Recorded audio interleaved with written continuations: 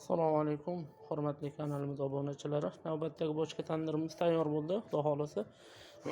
Tandirimizni aravachali qilganmiz. Tagida 4 ta g'ildiragi bor, aravachasi bor. Yerda o'lchaganda balandligi 95 cm. Tandir o'zi 70 cm chiqadi. Bochkaning ichida tandir o'zi. Ikkitadan demoxot qilingan. Universal ko'mir, o'tin, gaz yoqsa bo'laveradi, xudo xolasa. Ikkitadan demoxoti bor. O'rtasida chuguni bor ichida.